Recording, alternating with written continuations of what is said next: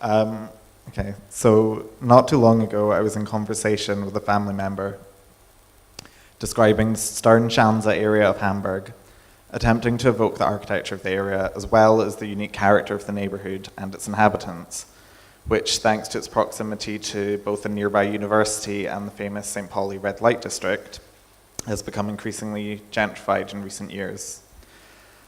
The 3 or 4 story buildings that line the majority of Sternschanze streets, which were probably once squats, were described by me to this family member as Victorian.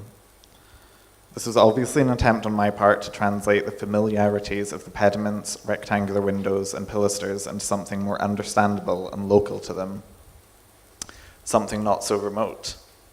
There was another trip to Hamburg at some point where I was looking down the Speicherstadt, which I think is warehouse city or something similar in German. And I imagined the canals, towering red brick warehouses, and the water linking them as some sort of distant cousin to Manchester, which at that point was a city I hadn't even visited. I digress.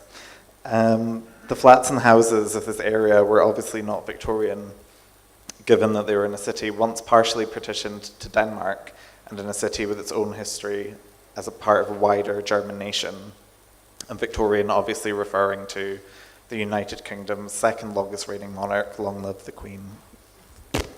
But in my articulation to this family member, describing these multi-story stone buildings decorated with ceiling roses and cornicing, and comparable to tenements so familiar to my family in Scotland, there was a moment of erasure in their Germanness, their Hamburgness, and their Sternschanzeness.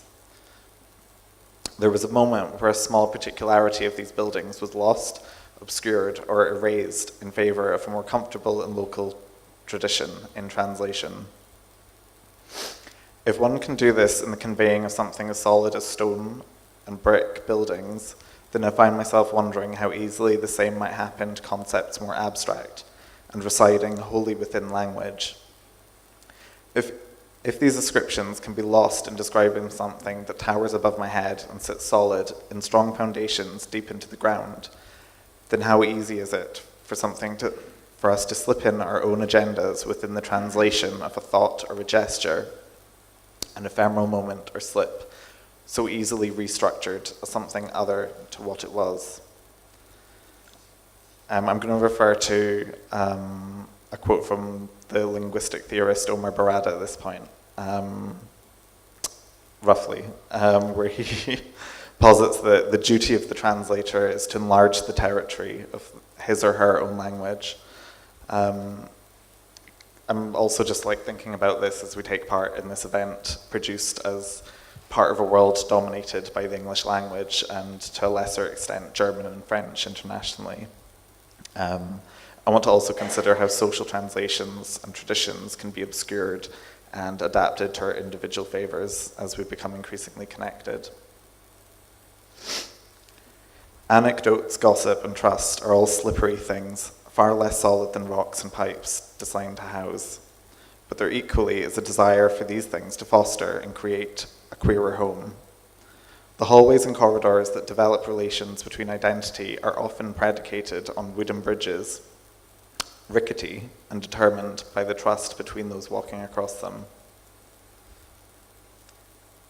In the process of producing or contributing to a queer cultural body, are we constantly attempting to know, re-know, or even acquaint and reacquaint with ourselves? In an essay written for Patrick Staff's The Foundation, Mason Lever Yap situates the anecdote as a queerer kind of knowledge sharing. The anecdote exists independent of any proposition, critique, analysis, and conclusion. Instead, the slippage that occurs with a personal account of an event relies on trust between the one recalling the anecdote and those who are listening to it. I'm also going to refer to a reference that Sophia gave me in response to this, which is, I know that the gap between the event and the words given to the event is part of the event, by Peggy Phelan, I think. Between queers, anecdote and sharing personal narratives become central to spreading the weight and difficulties of lived experiences. These multiplicities of experiences are told and retold and become part of the tapestry of oral tradition within queer communities. If I told you I was called a faggot 4 days ago on the central London road, would you believe me? If the way we understand knowledge is if the way we understand the world is grounded in knowledge, it becomes particular to our many locations. Those locations situated within geography, gender, sexuality, class. Understanding that our constructing knowledge is predicated on our situ is central to dissolving hierarchies of what knowledge is. Knowledge may yet be memories made so concrete that our recollections are posited as fact.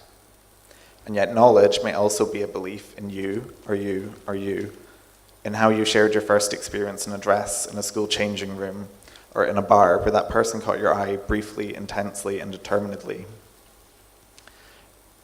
Whether individual, collective, or removed from us directly, and learned through history books or lessons, memory and how we communicate that in conversation is an inherently political thing. There is a trust in memory and its delivery which brings me to ponder the following things. The powder in your face, refusal in my hand with that first stroke of eyeliner dipped from a small pot held between thumb and finger. And the next stroke, more confident and assured, and the next, more confident and assured, and the next, more confident and assured, and the next, more confident and assured. Each of these strokes eventually becomes embedded within the movement of my body. It becomes a self-aware thing, a realization that I can extend this with a brush and black drawn from the end of it. The intelligence of the body, that tricky, foggy thing, is central to the memory of this action and the subsequent recreation of it. I wonder if my muscles have become party to this memorialization of this movement. Are my wrists limp for this reason? Have they always been this limp, so one day I could delicately brush this swathe of bronze across my hooded eyelids? At this point, I'm going to recommend everyone listens to Wavy by Mickey Blanco, who's a queer rapper from North Carolina. And the third to final line of this song, he declares, "I'll pimp slap you bitches with a limp wrist, bro."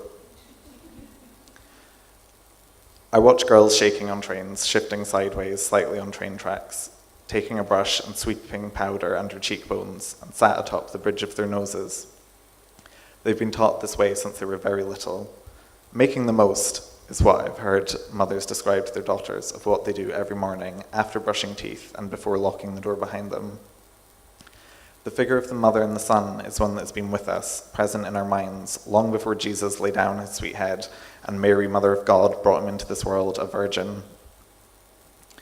Who taught you to do that first dip and draw of liquid liner, the first puff of powder, the first sweep of blush and ebb of lipstick? I'm imagining laying down a list of our actions, one-offs, individuals, repetitions, continuous, fluid things, day after day, down on paper. Another side note, I'm thinking about the perfect and imperfect tenses of French, which I remember very badly because I didn't study well at school. But thinking about that relationship between regular rehearsed actions and repeated ones and those that exist singularly as one-offs. So yeah, back to the fluid things down on paper. I'm imagining these points as punctuations strewn across a map of action. I want to know if I dipped a paintbrush in red, maybe pink would be more appropriate, and dotted each time you flicked your wrist upwards in the last flourish of eyeliner across pages of this map, how red would the page be? Would we be seeing dots in proximity to one another, creating a larger beast of red? Or orbits of scarlet, remote in their own space, a one-off, a punctuation, an island?